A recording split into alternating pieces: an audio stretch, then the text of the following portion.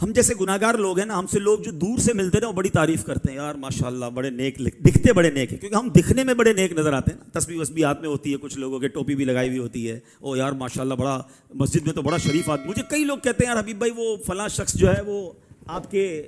بیان میں آتا ہے یا آپ کے پاس نظر آتا ہے تو ہمیں رشتہ کرنا ہے، تو بندہ وہ لڑکا کیسا ہے؟ میں نے کہا یار میرے سامنے تو جتنے آتے ہیں نا بڑے شریف بن کر ہی آتے ہیں، کیونکہ مجھ سے ملتے ہی مسجد میں ٹوپی بھی لگا کر آتے ہیں، بیان بھی سن رہے ہوتے ہیں، سر بھی جھکا ہوا ہوتا ہے۔ اب میں کیسے پہچانوں کہ اس کے باہر کرتوت کیسے ہیں؟ تو بھائی آپ خود ہی فیملی سے چیک کر لیں۔ تو ہمارے ساتھ یہی مسئلہ ہے، میں بھی ایسا ہی ہوں کہ ہمیں ہمارے کوئی قریب آئے نا تو اس کو ہماری اصلیت پتہ چلے، دور سے تو سارے اچھے لگتے ہیں۔ اصل کمال یہ ہے کہ قریب رہنے والا کیا بتا رہا ہے۔ اللہ کرے کہ ہم بھی ایسے بنے کہ جو ہمارے قریب آئے وہ بھی اللہ والا بن جائے ہیں ہمارے۔ اس کا آسان جواب ہے، ہم سے بعض اوقات باہر محلے والے نمازی وغیرہ دعا کرواتے ہیں، کبھی گھر والوں نے دعا کروائی کہ ماں کہے بیٹا بیٹا دعا کر دینا، بھائی کہے بھائی جان ذرا بیمار ہوں دعا کر دے، یا جس طرح کچھ ہمارے سے ایسے لوگ ہوں گے جن سے باہر والے دم کرواتے ہیں پانی پر، کبھی گھر والوں نے کہا کہ بھائی جان ذرا دم کر دو، ہیں ابا جان ذرا دم کر دو، ان کو پتا ہے اس کے دم میں ہی دم نہیں ہے، گھر میں کیا برا حال ہے ان کو پتا ہے نا۔ تو مزہ یہ ہے کہ ہماری خلوتیں بھی پاک ہوں،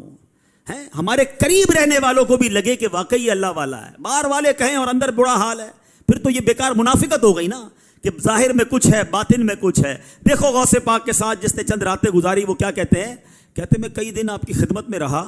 راتوں میں نے آپ کا معمول یہ دیکھا کہ تہائی رات تک 1/3 غوث پاک نفل پڑھتے تھے، پھر ذکر و اذکار میں مشغول ہو جاتے تھے، پھر کچھ عرائض و وظائف پڑھتے تھے۔ میں نے اپنی آنکھوں سے دیکھا کبھی آپ کا جسم کمزور ہو جاتا،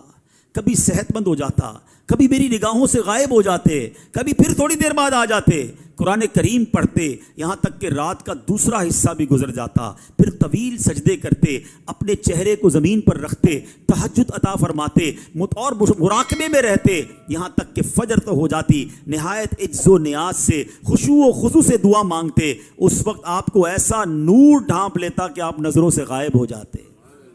کہتے یہاں تک کہ نماز فجر کے لیے در دولت سے باہر نکلتے، ساری رات عبادت۔ اللہ اکبر۔